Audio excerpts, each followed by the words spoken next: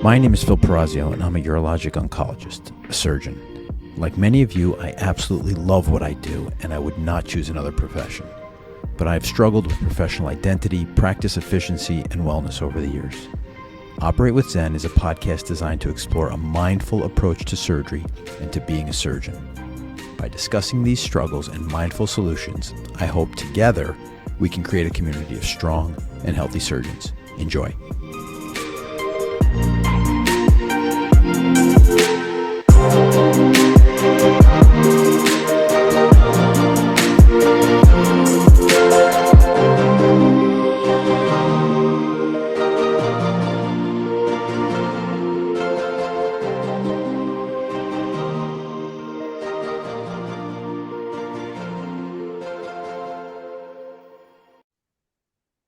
Welcome to this episode of Operate with Zen. Today I've got the great pleasure of being joined by Dr. Mick Malotte. Mick, introduce yourself to the audience. Hello, I'm an ENT surgeon. I'm recently retired after more than 30 years at a residency in private practice. And I'm also a mindfulness instructor. I'm trained through UC San Diego to teach MBSR, mindfulness-based stress reduction. And I teach modifications for healthcare providers, especially surgeons, through UCSF. Yeah, so Mick and I met through one of those kind of training sessions. I was part of a cohort that spent 5 weekends in a row learning from Mick about mindfulness and how to incorporate that into our surgical existence. And then we've had some conversations, and then here we are today to have a longer conversation for the benefit of a lot of the surgeons and other people out there. So Mick, let's get right into it. Tell us your mindfulness story. And I don't mean any offense by this. I mean, you were doing this before it was cool. I mean, you've been doing this for a long time. So tell us your story and how you get started and why this has been such a big part of your life. Yeah, about 30 years ago, I think mainly to deal with just the tension of a busy life, starting a private practice, raising kids, marriage. I mean, it was pretty intense, and I had the sense that meditation may hold an answer, but there was a part of me that was quite skeptical of that as well because of maybe a history of some mild religious injury. But I heard some recordings by Jack Kornfield, a wonderful meditation teacher, and it's something just the calmness, the peace and stability just called to me. So I started going to retreats really about 30 years ago. And I just, from a first person perspective, it seemed so smart and so helpful to me. And there were some busy physicians that were teaching courses, and I checked in with them, and I could just see it was helping me a ton. So I made a commitment to a daily practice and to go on a 10-day retreat every 6 months way back then. Pretty incredible. Tell us, what were some of the things you remember that were kind of poignant to you 30 years ago that you still remember once you started doing mindfulness? How did it affect your practice and your life? I remember just noticing what it was like to settle down and calm down and be focused and stable. And I noticed getting away for 10 days, it was like looking at my life from 35,000 feet. And I could just, from a very stable and settled place, I could kind of see what was important and kind of realign with that rather than cultural conditioning and just the busyness taking over. Yeah. And I thought, this is really smart. I wonder why people don't do this. This is helping me. Yeah. I mean, these are themes that come up on this podcast often. And I think it's really important to highlight them. I mean, the basics of just trying to find more calm and more ease in our lives. Our lives are hectic. Surgical lives are busy. Medical lives are busy. And just finding a mechanism to find more calm and ease and balance in your life that can be done over the course of 10, 20 minutes a day is really a tremendous benefit with a minimal investment, I think. Yeah. And the other part of it that comes up often is, kind of the key components of mindfulness. And one of them is intention and kind of setting intentions for our lives. And we just did a recent podcast with Dr. Angie Smith, where we talked about setting about a day of reflection to kind of reflect on your life and plan out goals for the next year or a couple of years or whatever you want to focus on. But you can really see how a 10-day retreat kind of can really help you set intentions for yourself and keep you moving in the direction you want to move in. So tell us about, what's a 10-day retreat like? What does that encompass? I have not done a 10-day retreat. I have not done more than kind of a day of mindfulness training at a time. Tell us what a 10-day retreat is like. Well, I'm kind of a get in the cold lake little by little, like putting my toe in first. Unlike my wife, who's the jump in the cold lake fast. So I actually, even though it was appealing, I started with a weekend retreat for the curious, and I was checking it out using appropriate skeptical, critical reasoning, making sure that it was sound. But when then I did a 5-day retreat about 6 months later, and then I finally did a 10-day retreat. And that's kind of a traditional length of time, because what happens in a 10-day retreat is there's an adjustment period for a few days, up to 3 or 4 days, where we're just so stimulated from a dopamine standpoint. We're just addicted to a lot of stimulation, a lot of thinking. And so the first 3 or 4 days is not so easy, because you're starting to quiet down. You don't have the stimulation. The body can be quite uncomfortable. But then you can kind of feel it in the whole group. About day 3, everybody lands, or day 4, and then things start getting pretty calm. And, they have you focusing your attention on the breath. And in a traditional Vipassana retreat, you then extend it to looking at your feelings, thoughts, and opening it up to just your present moment experience on all 3 of those layers: body, heart, and mind. But I don't think I had ever experienced that degree of peace, calm, settledness, together with super clarity and awareness. I knew pedal to the metal mode, and I knew couch potato mode, but this new mode of being in kind of a sensing, super settled, super peaceful state, and just hyper aware, just super aware and clear. I found it quite remarkable. Yeah. Mm-hmm. It's fascinating, Mick. And I'm sure there's an adjustment period coming back out of a retreat also. How's that work? Tell us about that adjustment back to surgical life. Yeah, the first time I went on a retreat, a 10-day retreat, I was scheduled to drive home after the retreat around lunchtime, and then start a busy day in the office and clinic. And that did not go well. When you get that settled down, you need a day or two to kind of reacclimate to the speed of the treadmill. You can't, if you are seeing 4 patients an hour, you can't just tune into that patient and listen to them. And you have to keep in mind all the necessary constraints of our busy lives. And you get kind of opened up and kind of sensitive and quiet. And so you feel things a little bit more. They disturb you and knock you off center a little less, but you feel them more. And especially the first retreat or 2, you have to get used to that. So it's good to have a day or 2 to adjust. And the more you go in and out of retreat, the more you get used to it, and your daily life and retreat life are pretty much the same. But at first, it is an adjustment coming back.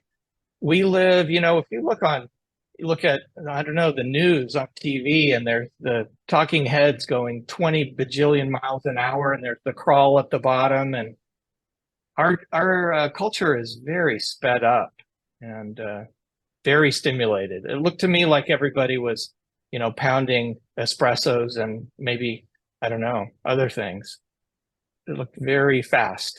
Yeah, there's been an interesting social commentary going on about how the news media, and this is a total divergence and aside, but how we've gotten to these short 5, 10 second clips, and we're really not digesting a story or really taking in the entire impact of what something may mean in terms of geopolitical, influence, the societal, influence. We're just kind of getting these sound bites and snippets, and that we actually may do better with longer stories, less repetition throughout the day.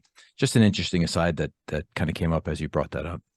Yeah, we're definitely missing a certain dimension of wisdom, really, in what we're doing. Yeah. Yep. So, Mick, one of the things I found interesting when we first talked is you didn't really tell your partners you were going on mindfulness retreats. You told them you were out of the office. Um, Tell us a little bit about that and how that kind of relationship unfolded.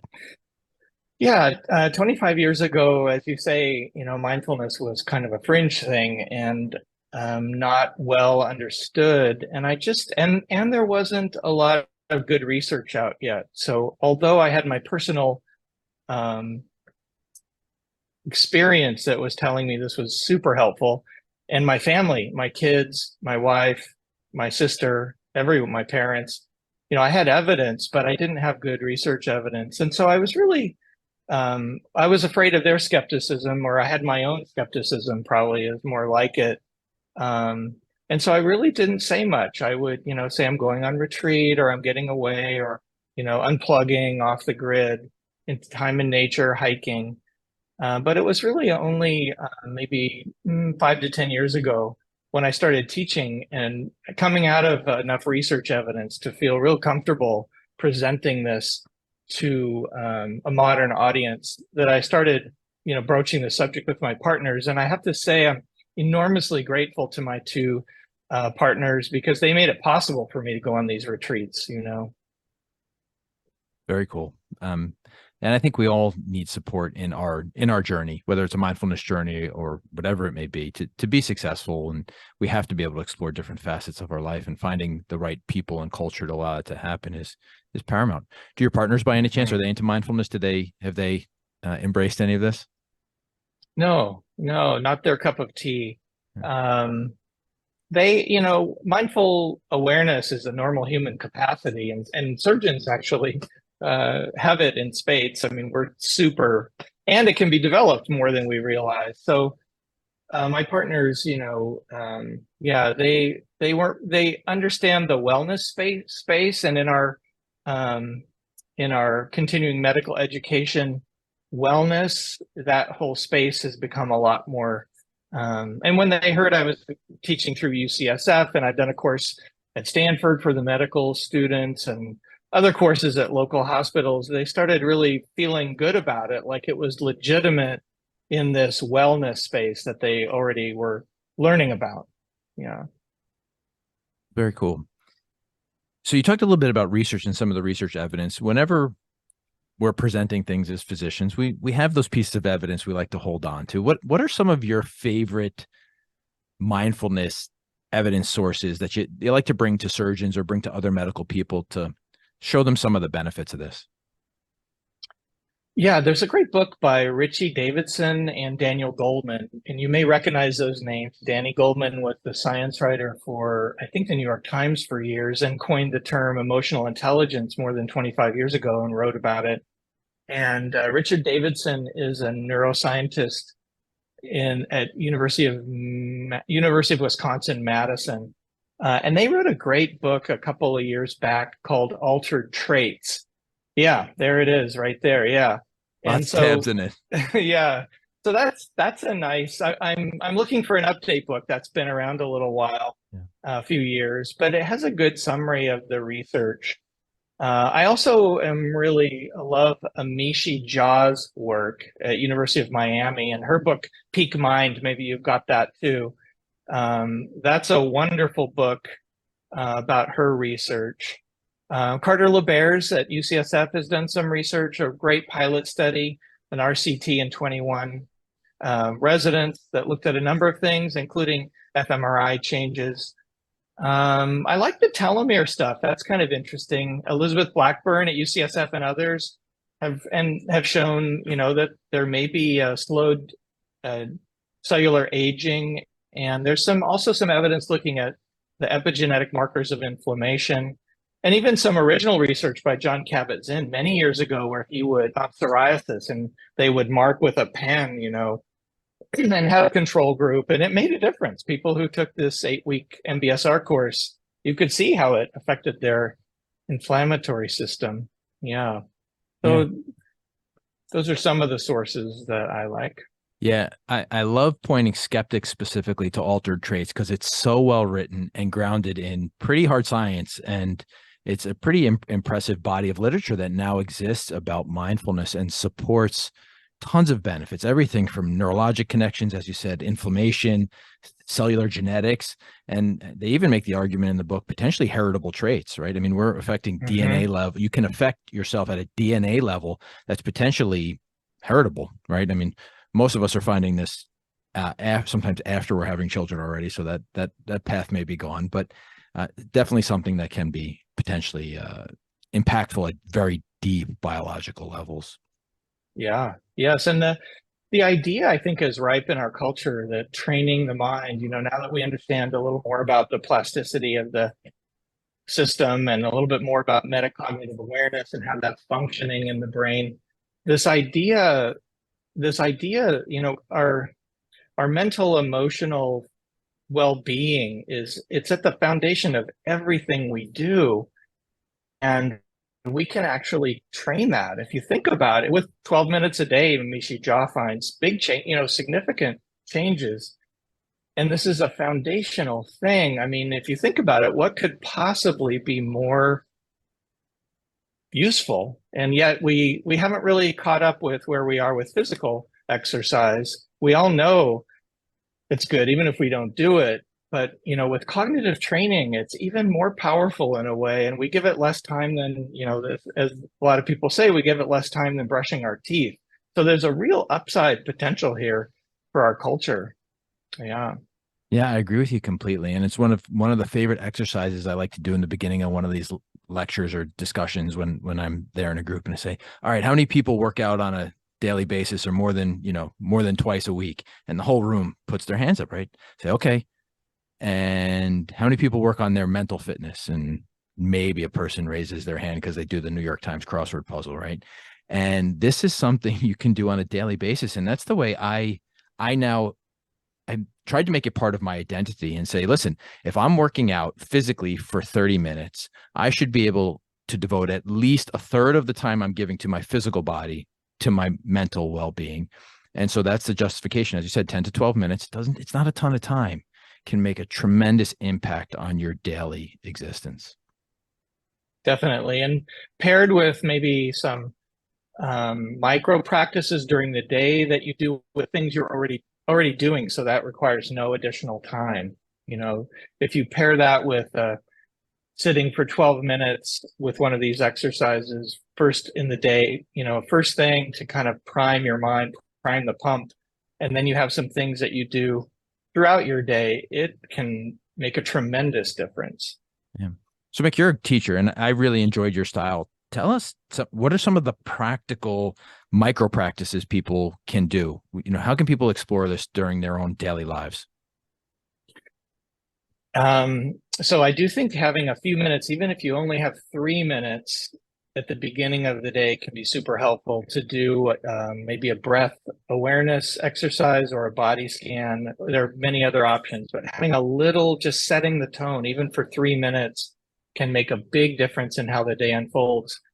One of the practices that I found really helpful over the years, I think, comes from University of Wisconsin Family Practice Program, and they call it the 3 Ps, I think. And it stands for, I think, pause, presence, and proceed. There are lots of little practices like this out there, micro practices. But I started doing this, years ago when I heard of it.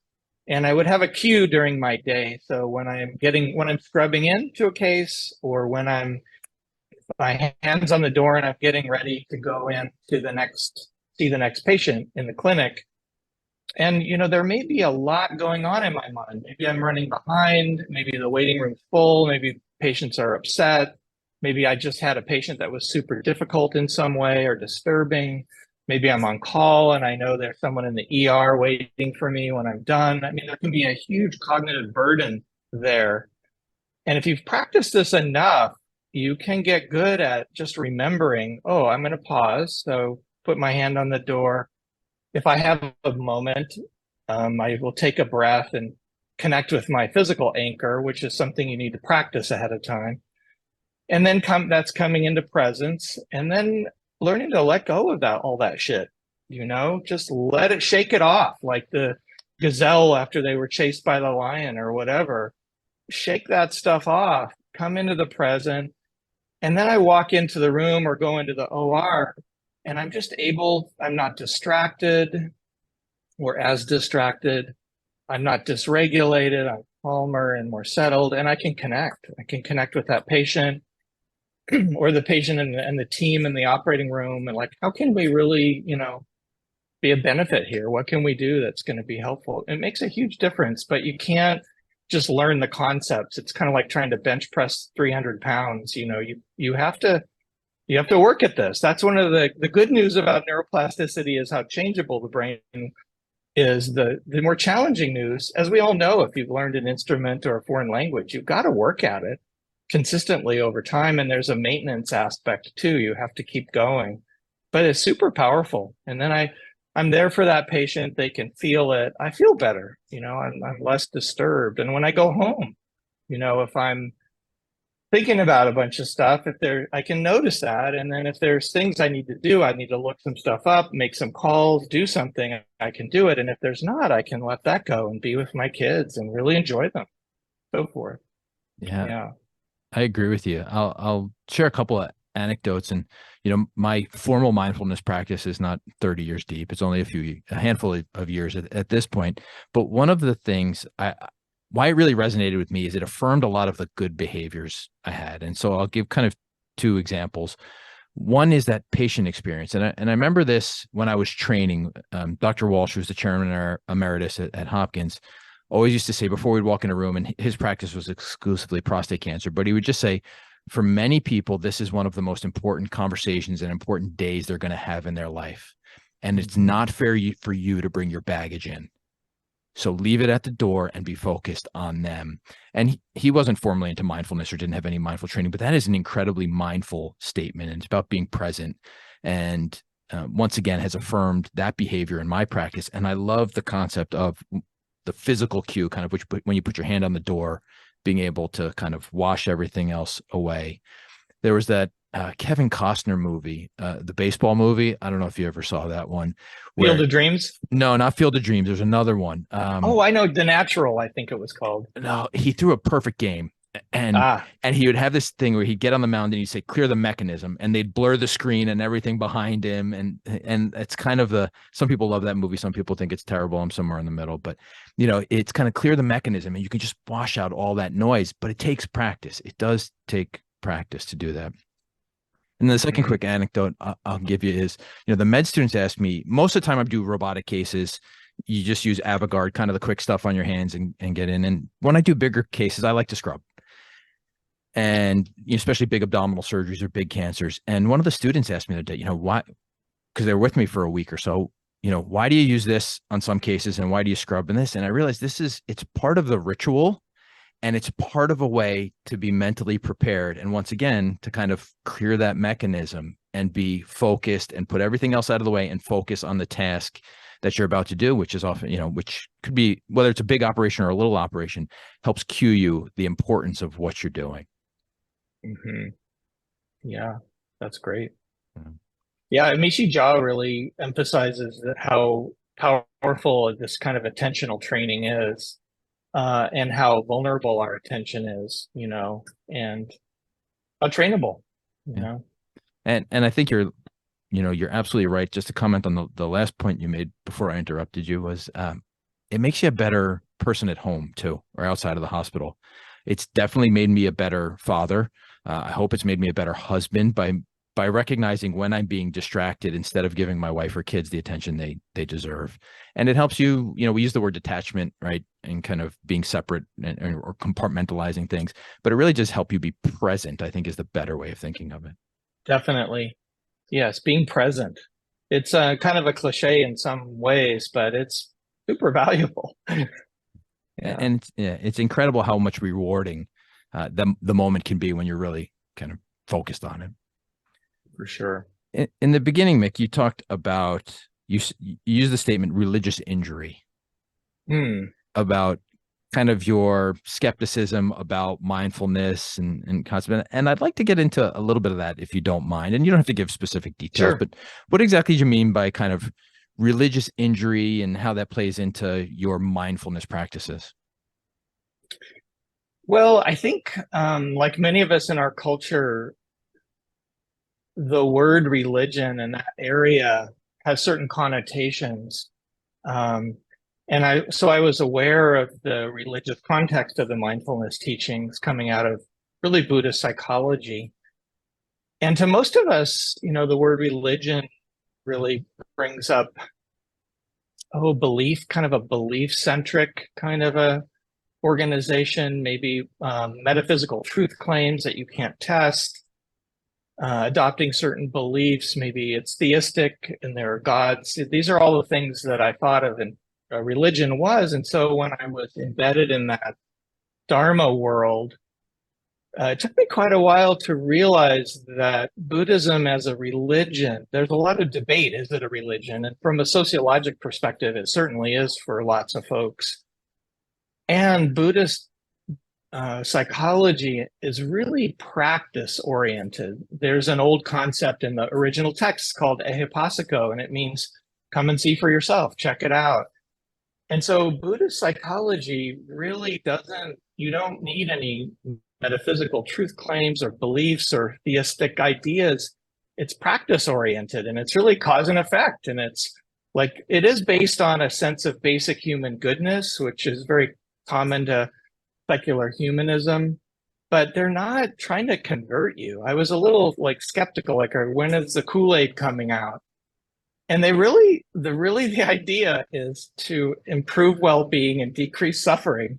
And whatever helps that actually happen is what they're all for. And they don't really care what you call yourself. And so I've learned over the years, these practices really can assist many belief systems.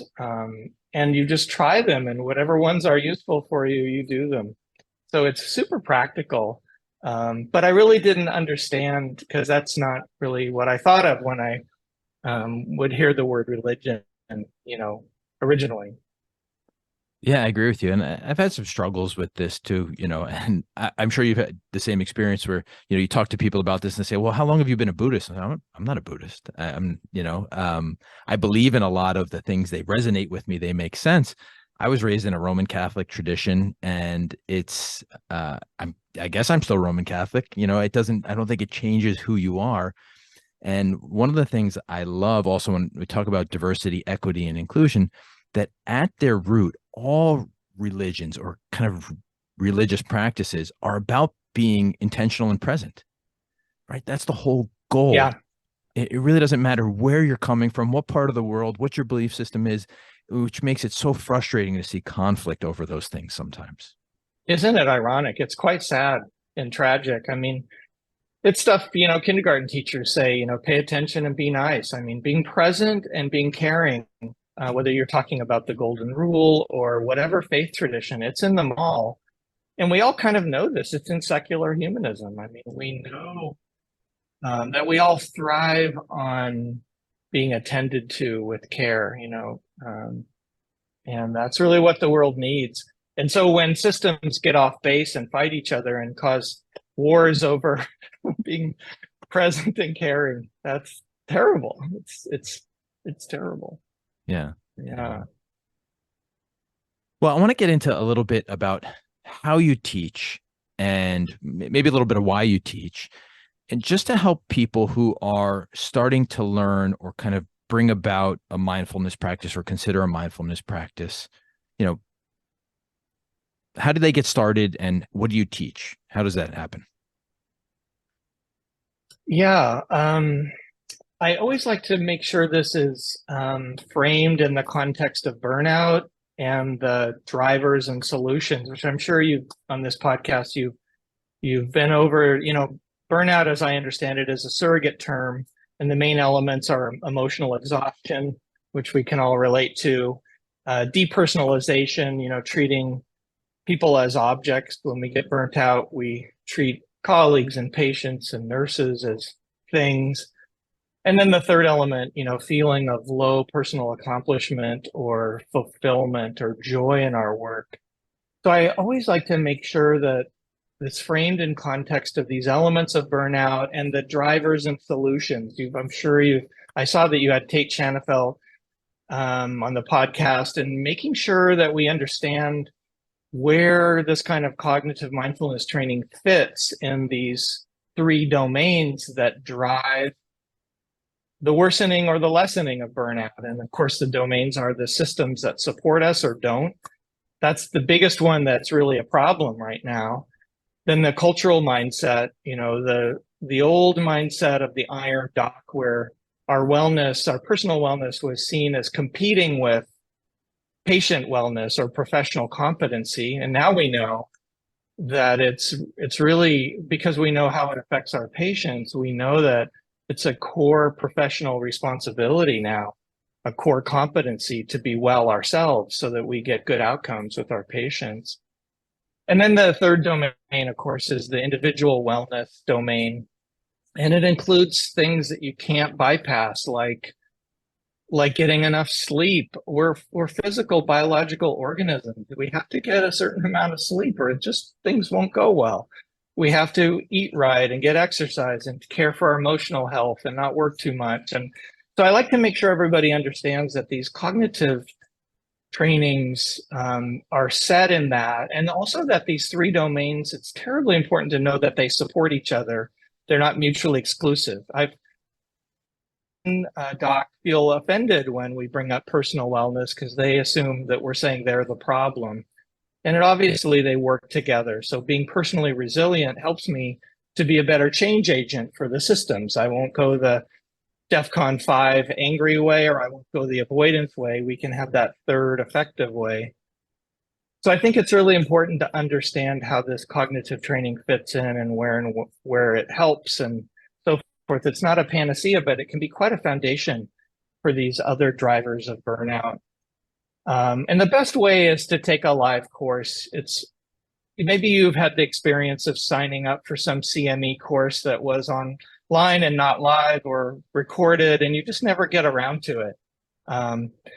So, if you are a self-starter and you want to do this yourself, you could get a Mishi Jaw's book. He does a great job at outlining a course very similar to the one we do for surgeons, but it's much better to do a live course. And then the course goes through a certain arc. It's like any skill, like learning to ski, there are foundational skills that you need to practice and master before we go on. And the course really has this arc of attentional training, then a metacognitive perspective that you can shift into once you've mastered the foundational skills. And then applying these not only to our internal environment, to our external environment, advocacy, communication, etc. So that's kind of a basic. If you have 8 weeks and can do 2.5 hours a week for 8 weeks, I would recommend a standard mindfulness-based stress reduction course. That's where most of the research has been done on outcomes. And it's solid. I teach those several times a year, and it's quite a journey for everyone. But for most of us who are surgeons, we don't have that kind of time. So, but having, like all things we learn, whether you want to learn the cello or whatever, Mandarin or whatever, having a good instructor and good material and then putting in the work and doing it, that's the recipe. Yeah. And I think it's important to put these things in context of a 30-year career, right? I mean, you're recently retired. Think, of all of the hours in your career, 2.5 hours for 8 weeks is not a huge investment in the amount of time you're going to be spending caring for patients and caring for yourself and your practice or whatever it may be. So it really is a minimal investment if you put it kind of in that context. Doesn't always feel that way. Huge return on investment if you really did it. Yeah. Absolutely. And I think it's important what you said too about kind of the the components of wellness and how important the individual components are and how they all fit in. When I talk to trainees a lot, they often say, well, why are you talking to us about mindfulness? How am I supposed to do this? I'm in the middle of residency. I'm working as hard as I can. I go home and I'm exhausted. And I like to show Maslow's hierarchy here and kind of break it down for medicine and say, listen, you're right. You can't think about climbing up this pyramid and reaching higher levels of self-attainment if you're not sleeping and eating, if you're not taking care of your physical well-being. And what you're going to find is if you start at the bottom and build those things up, you have more discretional energy, you have more cognitive ability. And that's how they all kind of fit together in my mind. And it allows you to kind of make your way up that pyramid. Does that make sense to you, Mick? Yeah, that sounds great. It sounds great. Yeah. So we haven't had on this podcast, we haven't really had a conversation about MBSR. So tell us a little bit about MBSR and kind of how you view MBSR and how it fits into other mindfulness schools or training. So mindfulness-based stress reduction, MBSR, really is the mother of all mindfulness-based interventions. It's really one of the reasons why people in our society, if I walk up to someone I didn't know and use the word, it's really the reason they would know what I was talking about. And Jon Kabat-Zinn, more than 40 years ago now at UMass, he had some insights on a retreat himself, and thought this might be helpful to patients with chronic diseases who weren't getting helped by the system. So he met with a lot of the docs there and said, send me your patients that are having the most trouble that you really can't help much. And he started designing this 8-week program. And so, yeah, it's the parent of all the spin-offs now. And mindfulness-based cognitive therapy is a real popular one, developed in Toronto and Oxford, England. Super helpful in especially relapse prevention for depression. There are a lot of spin-offs, but one of the spin-offs is the version that I teach that Carter LeBairs developed at UCSF that you attended. And it's quite similar to the one Amishi Jha does for soldiers. Yeah, but mindfulness-based stress reduction is kind of the parent, and there's a huge tome called Full Catastrophe Living by Jon Kabat-Zinn that outlines it. I actually ask my participants not to do a lot of reading when they take the course because I want them, we all have a tendency to want to think about this and think if we just understood the information, that would do it. And it totally doesn't, no more than weightlifting. Reading about the sarcoplasmic reticulum and calcium and stuff is not going to make your biceps stronger. So I want people exercising. But the MBSR course was really quite ingeniously laid out. It has, in the 8 classes, there's quite an arc of skills and practices, and it gives you kind of a full complement, a suite really of mindfulness practices. And you can see how it works for you and really develop it and have one-on-one with a teacher. Most every city has a certified, it's very important that someone has a certification. The mindfulness teaching world is a little like the Wild West. But finding a certified MBSR teacher that's been through training and actually doing the work is a really great approach to this. Tell us a little bit about ESRT, which is the enhanced stress-based reduction technique, which is, once again, the class I took, developed by Carter LeBairs. You were teaching it. I thought it was awesome. It was not an 8-week course. It was not 2.5 hours a week. It's designed for surgeons specifically. Tell us a little bit about that. So it's an hour-long class for 5 weeks. The required daily practice starts with about 3 minutes a day for the first week and ends at around 12 to 15 minutes a day, where we see results from the research. It's streamlined, where really the intent of it is to reach a group of folks who wouldn't have access otherwise and who can use it. Highly stressed people who are in highly stressful situations, whether it's soldiers or surgeons, we're finding this is where it's extremely helpful. And Amishi Jha, for example, finds the threshold of 12 minutes a day 5 days a week or more for 4 or 5 weeks, I think. But when she measures, when we get under stress, our attentional skills degrade. It's normal. And our working memory degrades, our sustained attention over time degrades, our mood degrades. And she finds that just with 12 minutes a day, that is prevented. People can get in stressful environments and function better and feel better, avoid the fog of war, and be much more effective and resilient. So ESRT really is, we're trying to find a way for us busy surgeons to implement this stuff.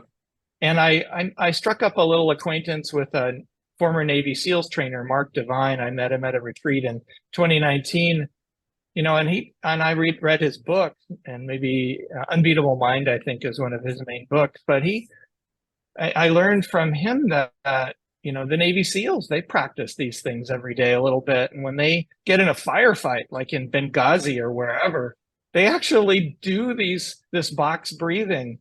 It's similar to one of the techniques that we use in ESRT, and they use it to avoid the fog of war. So ESRT is kind of it's a very different than a lot of other mindfulness-based practices in that it's strategic and performance-centered, and designed for surgeons. Absolutely. And I think the corollaries to the military and medical practice are really strong, actually. Both have to be elite performers. Both depend on life and death or major injuries, right? Depending on how effective a soldier or surgeon may be. And I think it's really fascinating that mindfulness practice has been really embraced by the military. I think one of the interesting things I found, there's a field manual that anybody can find, it's on holistic training and mindfulness for the military. And interestingly, it says you can improve the lethality of a soldier through mindfulness training, which is probably the exact opposite of what you want for a surgeon, right? But you can understand how be able to regulate emotion, control the moment, be focused on task, clear out other things, and then be able to recover from the things we go through, which can be traumatic to the individual as well. Mm-hmm. Yeah, that's kind of a controversial subject in mindfulness teacher worlds that I inhabit. But there's evidence, Mishi Jha gives some of this through a general named Walter Piat, I think is his name. Situations where mindfulness, like going into an Afghan village and where there's a suspected terrorist meeting, and paying attention and being present and noticing little details. I mean, if I had invading soldiers going into a town with women and children, and they had a mission, I would want them to be very mindful. And there's some strong evidence, I think, that paying attention will bring care. And I notice I have friends who teach in the business world and the corporate world mindfulness, and I notice it's so different in the medical world because we all know that we care about our patients and we want them to do well. It's like a no-brainer. It's not like I'm teaching people how to kill more effectively or how to make more, enhance their greed through, corporate profits. Physical, we all went into medicine and because we care about patients, and what really helps us at the end of the day is using our skills to help someone do better. I mean, that holds up over the years. I can tell you that really holds up. So it's interesting. The care part, surgeons know about care, they're all about care. Yeah. Yeah. I say that's the easy part, right? That's why we all got into medicine, but it still requires work to be good at that. And that's the struggle, is putting in the time and the effort, not just in the skills and the technical, how to hold a needle driver and, the instruments and the bovie and the steps of the operation, but also in the care that goes into all of that is work. Mm-hmm. Definitely. Well, good. Well, Mick, I want to ask you one more question before we get to kind of the open discussion and our summary here, but tell us about what teaching mindfulness means to you. How has teaching impacted your life? How has that influenced you? That's an interesting question. I teach a lot in the Buddhist world too. I received some multi-year training from a place called Spirit Rock in Marin. So it's hard for me to separate out the teaching that I do in the secular MBSR world or the surgeon world from leading a busy sitting group in the Dharma world every week. But they all just, I kind of reminds me of, I don't know, I knew someone who became a Weight Watchers leader after they lost a bunch of weight, and helped remind them. And it just helps our culture, the flood of our cultural conditioning, what our culture is going to tell us to do and what's important, maybe what our past conditioning tells us to do, the busyness, consumer society. There's just so many forces out there that teaching, I think I benefit so greatly just from remembering that what's important to me, and practicing it a little bit. And I often will think in a difficult situation, I did a session at our sitting group on patience and all the nuances of patience and how that fits into Dharma practice. And then, I'm late for something and I'm in a traffic jam and I think, okay, this is where I really do what I'm talking about. So it just has kept it in the forefront. And so has helped me, if my family member says something that's triggering or whatever, we all have things come up. It's fresh in my mind when I'm teaching a lot of courses and things. And then I need to do the hard thing, which is to walk the walk. It's so easy to talk about these things, but it's quite hard to practice them in really difficult situations. It helps me remind me when I'm in a teaching role frequently. Yeah. That's great. And I'll share just another quick anecdote. I had honestly, I made a mistake the other day. No harm caused to a patient, but basically didn't receive a workup before surgery that I should have received, and had to postpone surgery on the day of surgery. And I could have proceeded. We couldn't do it. And your ego says, well, you don't want to admit you're wrong. Just kind of go through this. And the fact that you talk about these things and you have to live the life you practice and preach. And it became so much easier to say, nope, own the moment, own the mistake, be honest and present with the patient, and do the right thing.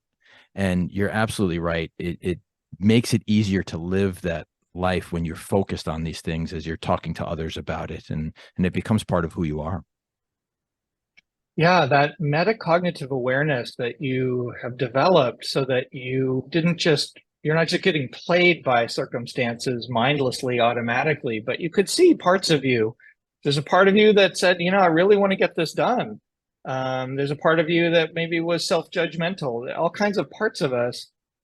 And it's the practice that allows us to see all that and connect with our deeper intention. Like what's the lasting, and we end up doing more what's appropriate. And, we get better at not making things worse is one way of putting it. Yeah, that's a great example. So Mick, we're coming up on an hour. I'd like to give every guest, and especially you, the opportunity. What are we missing? What else do we need to talk about? What would you like to share with the audience, and anything that we haven't covered? I think we covered it pretty well. I think we covered it pretty well. Yeah. Yeah. Well, I want to point people to your website. It's Mick Malotte, MALOTTE.com. There's some incredible resources about mindfulness, about being a surgeon, about learning these things. Any other resources you want to point out? All of the books you mentioned and some of those I'll put in the notes of the podcast so the listeners can access those, especially, John Kabat-Zinn, the Davidson Goleman book, and such. Anything else you'd point out for people who can find out there? On my website, there's a list, as you know, there's a list of resources. So, and feel free and in terms of websites and audio and books and so forth. But my email address is on there too. If anybody has a question, just shoot me an email. I'd be happy to point you in the direction, appropriate direction. Well, awesome. Well, Mick, I want to thank you so much. I'm going to summarize and replay some of the amazing things you've said over the last, hour here. And it started with a discussion on 30 years of mindfulness and how that's impacted your life for the better. We talked about your personal experience and the personal evidence you had that this improved your daily life. But then we also talked a little bit about the scientific evidence and how there is science that backs up mindfulness training. It's written in a lot of books now. It shows how we can change our neurology, our biology, our immunology, our genetics, and make improvements. We talked about incorporating these practices into our life because it is work. Neuroplasticity and all of these things are possible, but it takes work. And we talked about some of the bigger practices. We talked about 10-day retreats. We talked about micro practices, things you can do in 2 or 3 minutes through the course of your day when you're scrubbing your hands before a case, when you put your hand on the doorknob before you enter a patient room, ways you can kind of cue yourself to be more present. We talked about Buddhist psychology versus kind of more standard religious philosophies or practices and the contrast between them. We talked about burnout and cognitive mindfulness and how important it is to consider not only the system, but our cultural identity in that system and our individual wellness to have long lasting and sustainable careers.